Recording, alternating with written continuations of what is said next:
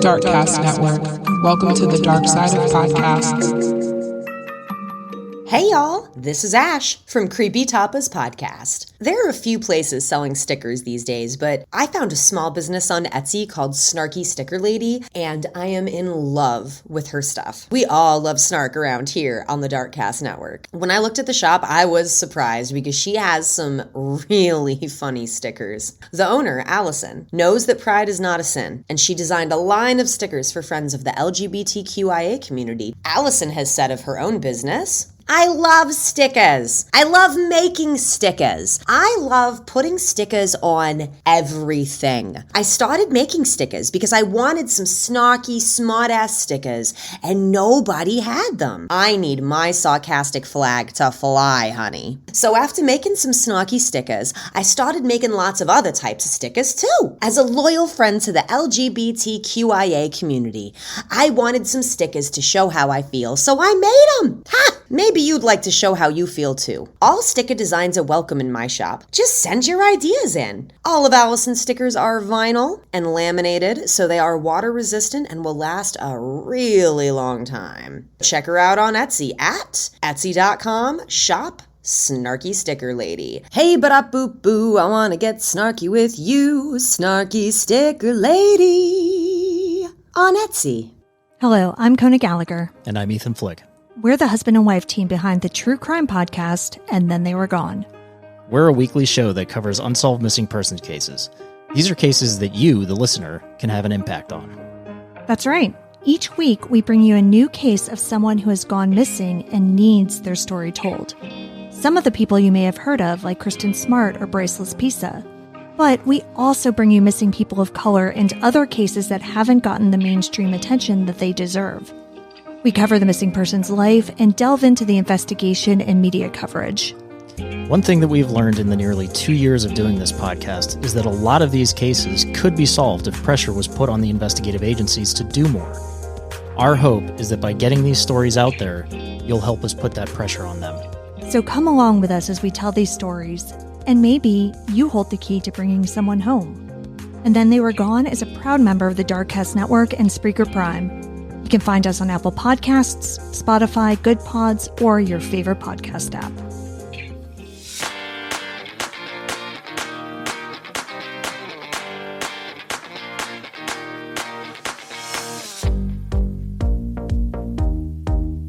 This episode of Beyond the Rainbow will discuss the recent Nashville school shootings by a 28-year-old trans man.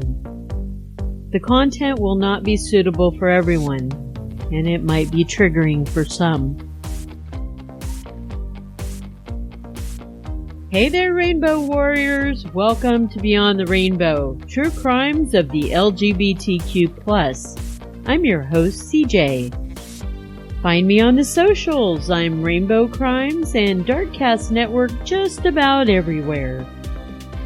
For extra content, ad-free episodes, early release episodes, and some free goodies if you provide your mailing address, please consider joining my Patreon. I'll leave a link in the show notes. Come to the True Crime Paranormal Festival in Austin this coming August. I'll be there, as will a bunch of other shows. And it's gonna be so much fun. Use the code BEYOND, BEYOND, for 15% off your ticket. I'm doing pretty good, and I have nothing to complain to you about. I know, Warriors. Shocker! But in light of the recent tragic events that have taken place in Tennessee the last couple of weeks, nothing that I have to complain about would ever compare to what the folks in this state have been going through.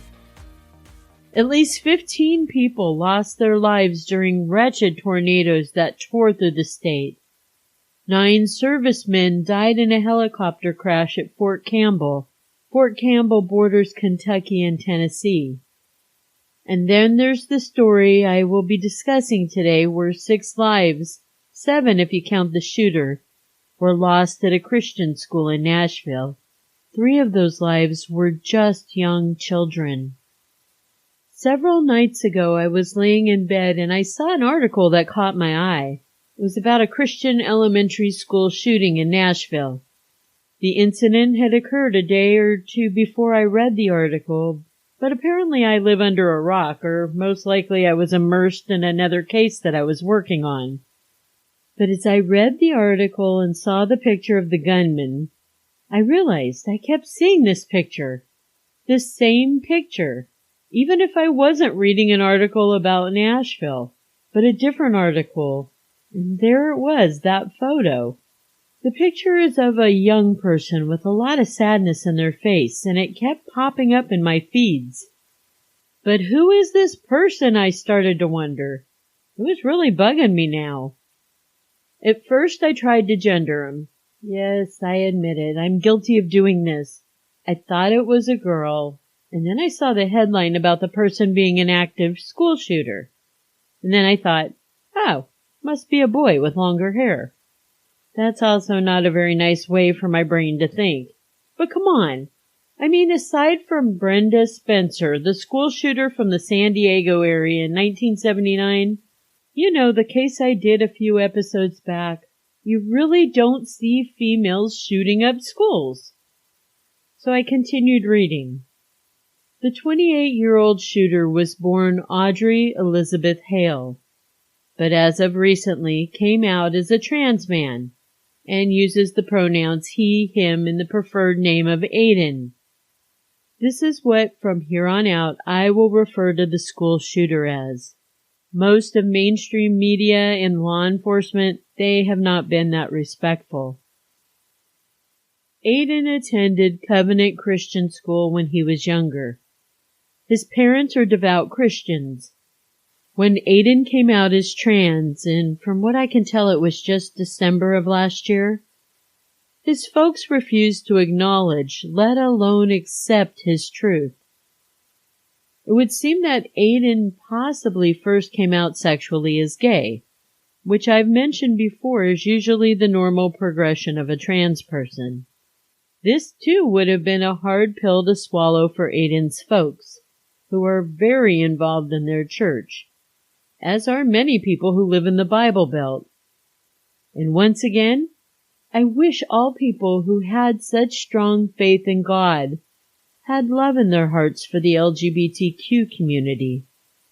I know I keep repeating myself when I say God is supposed to be about love, and we're all supposedly made in the likeness of God. But why don't all highly religious people live by what they preach? It really makes no sense to me. If you're a master of theology and can explain any of that to me, I'd surely appreciate it. Now, Aiden has been described as quiet, artistic. He's also been described as being very childlike, especially for a 28-year-old adult. A college classmate of Aiden's had even said that Aiden had an obsession with remaining a child. Aiden also suffered from several emotional issues, which I'm sure comes as no surprise to you, because most people who arm themselves and shoot up public places, they do suffer from some type of mental illness. But Aiden apparently was under doctor's care and being treated for his mental illnesses. I suppose that just means he was seeing a therapist. We really don't know if he was prescribed meds, and if so, what meds. Was he taking them consistently? Did they mix well together if he was on several different kinds of meds? There's just so many factors to think about, just with his mental illnesses alone. On Monday, March 27th, Aiden left the home he shared with his parents. He was wearing a white t-shirt, light-colored camouflage pants, and a red baseball cap. He was also carrying a red bag that had his weaponry in it. His mother saw him before he left the house, and she asked what was in his bag. Aiden kind of just blew it off as nothing, and his mom didn't push the issue. Aiden entered the Covenant School parking lot and can be seen on CCTV footage driving his gray Honda Fit car around. Then at 10:11 a.m., Aiden's image is seen through 2 double glass doors. He now has his baseball cap on backwards, and he's wearing what looks like a black tactical vest, or maybe it's even a Kevlar vest like police wear, but he's also holding an assault rifle in his hands. He also has with him a second assault rifle and a pistol. Aiden fires into the set of double doors, shattering the glass on all. At that moment, school custodian 61-year-old Mike Hill is hit with the bullets that shattered the glass, and he's down. Aiden continues through the hallway. At this point, you can see a flashing strobe-type light, which is part of the school's intruder alert system going off. The CCTV footage that I viewed didn't have sound, but I'm sure there was a blaring siren noise as well. I also later watched the police camera footage, and their cameras do pick up the loud wailing alarm going off. It's quite haunting and frightening to watch. I can't even imagine being there and experiencing it firsthand. Media, which I don't always trust with being accurate these days, said 60-year-old Catherine Kuntz, the head of the school, was met in the hallway by Aiden. Catherine had abruptly ended a Zoom conference call she was on to leave her office and find out what was happening in her school. Upon seeing her, Aiden shot her and she was down. The next 4 victims shot, I'm not 100% sure of the order, but it said that they were all in hallways or out in areas that were open. They were not in classrooms, hiding as they were taught in their intruder alert trainings. It's possible the student shot might have been returning from the restroom, or the office, or even the library. Catherine Kuntz had made sure that her school was trained and ready to go in case of a situation like this, in case something like this ever happened. Her motto was, "Be a warrior. Better injured than dead. Throw the kids out the window and instruct them to run." Police were dispatched to the Covenant School within a few minutes of the active shooter alert and calls flooding into 911. Their response time was very quick. One of the officers took charge and announced to the others, "We're going on 3. And in they went. Some had pistols drawn. Others had high-powered shotguns with scopes. They meticulously went up and down hallways. They looked in classrooms if the door was not locked, and they cleared each as they went. Hearing shots fired on the 2nd floor, they headed up the stairs. You could hear the gun blast. Aiden was in what looked like a common room. It had couches and a big picture window. Aiden was at that window shooting at the police cars outside. The officers inside followed the sound of the shots. They found Aiden and they did not hesitate to shoot. Aiden was shot multiple times as officers instructed him to stay down and not move. Within a minute, Aiden wasn't moving at all. The whole ordeal lasted about 15 minutes in time. 7 people died in those 15 minutes on March 27th, 2023 at the Covenant Christian School in Tennessee. The victims were 9-year-old Evelyn Deekhouse, who was an adorable little girl with blonde hair and the sweetest brown eyes. Another 3rd grader, 9-year-old Hallie Scruggs. She too was a cute little blonde girl. She was Evelyn's classmate, and she was the daughter of a pastor at the adjacent Covenant Church. 9-year-old William Kinney, a little brown-haired boy with a huge smile. And those were the child victims. 61-year-old Cynthia Peak, who just happened to be substitute teaching that day, was another adult victim, along with Mike Hill and Catherine Kuntz, who I mentioned earlier. And of course there was the shooter, Aiden Hale, who died that day.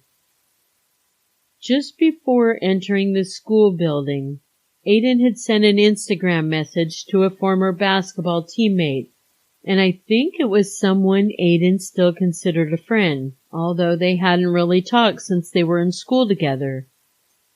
Aiden writes, "So basically that post I made on here about you, that was a suicide note. I'm planning to die today. This is not a joke. You'll probably hear about me on the news after I die. This is my last goodbye. I love you. See you again in another life. Audrey." And then in parentheses, Aiden. The friend writes back, "Audrey, you have so much more life to live.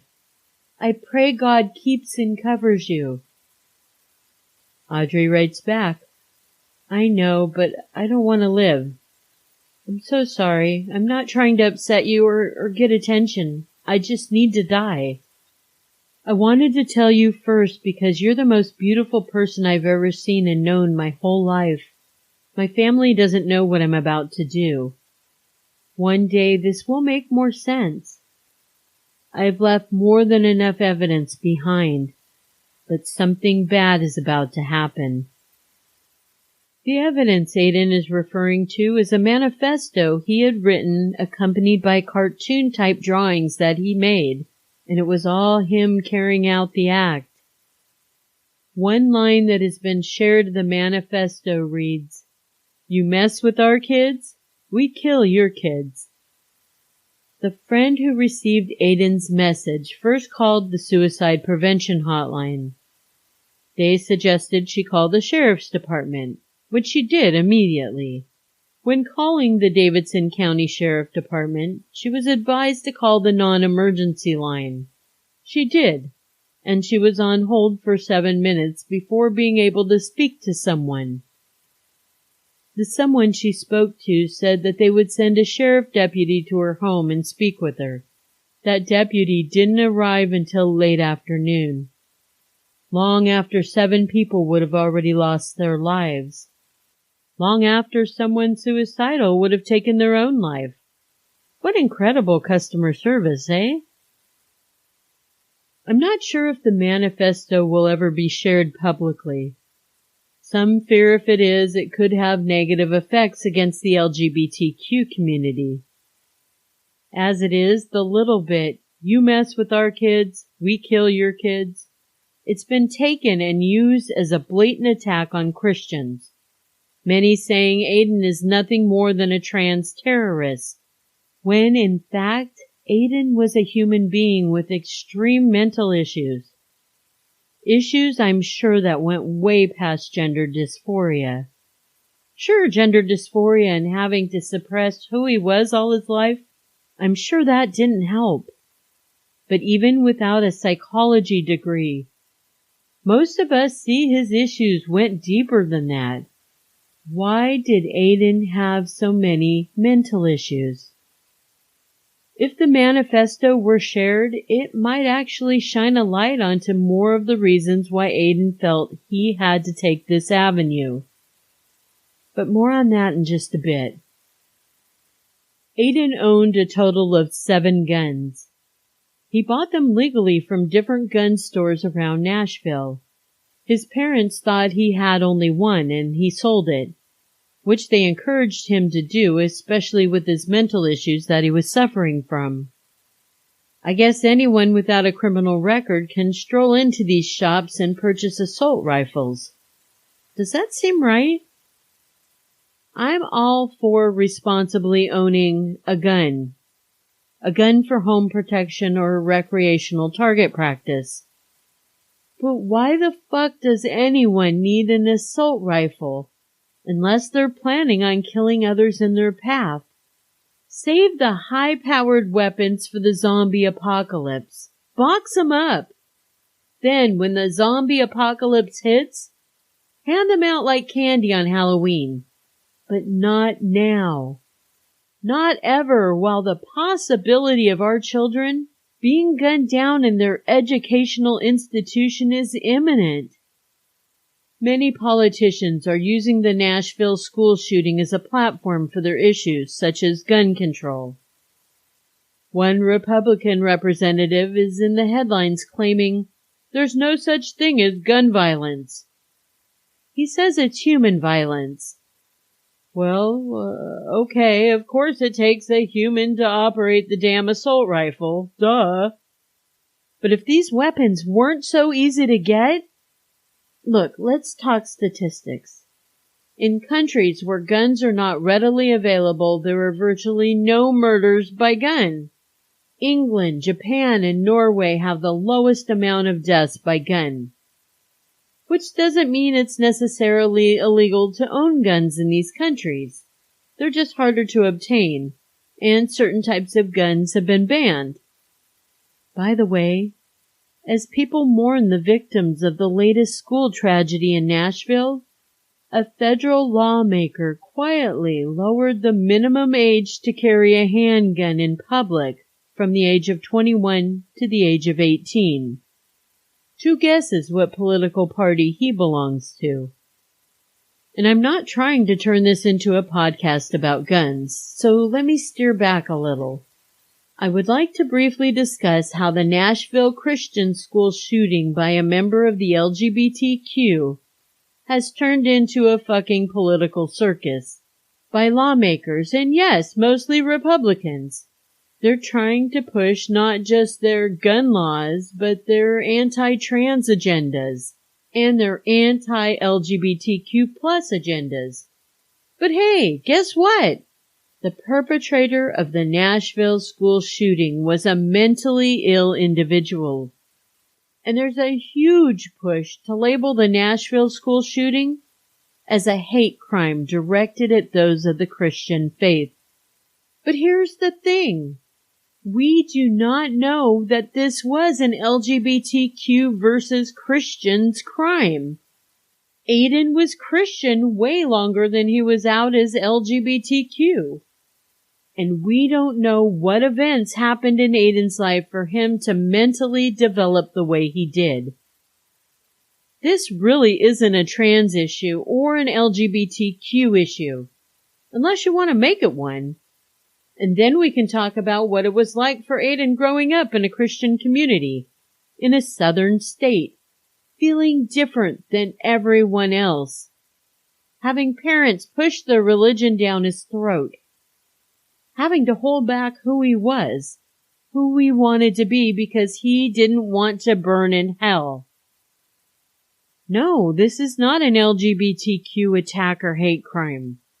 This is a mentally ill person who took an act that they never should have. This was a mentally ill person who needed better help. I'm not siding with Aiden by any means. What he did was horrible and devastating. But he was sick. He may have been being treated by a doctor, but something wasn't working.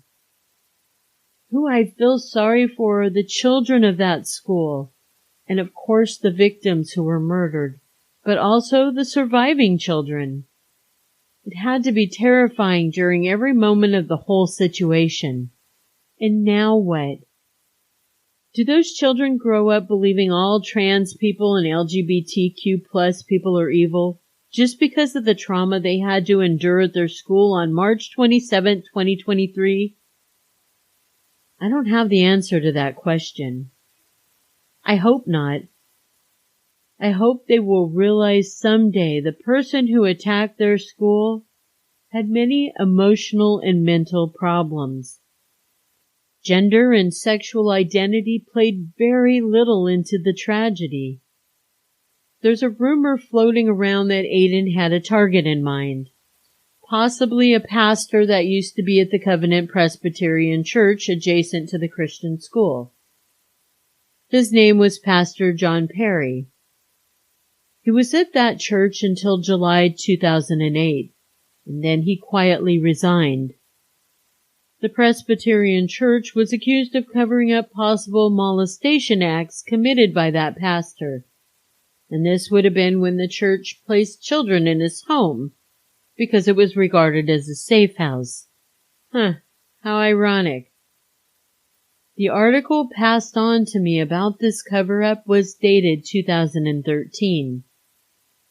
And it said that the church covered up for a confessed child molester, meaning Pastor John Perry. And they did so in a cult-like fashion. The church was even sued by a man stating his daughter was one of John Perry's victims. Pastor John Perry was the co-author of many of Mike Huckabee's books, and that was when Huckabee was the governor of Arkansas at the time. And if that name sounds familiar, his daughter is Sarah Huckabee Sanders, current governor of Arkansas, and an affiliate of the orange dude with the bad comb-over. The timeline of Pastor John Perry's service at the Covenant Church in Nashville, it fits right in with when Aiden was attending school there. Maybe Republican politicians don't want Aiden's manifesto to come out.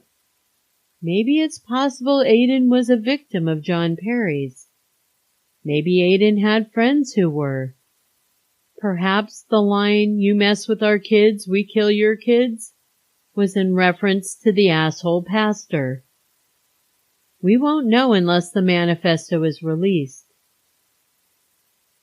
Rest in power, Evelyn, Hallie, William, Mike, Catherine, and Cynthia.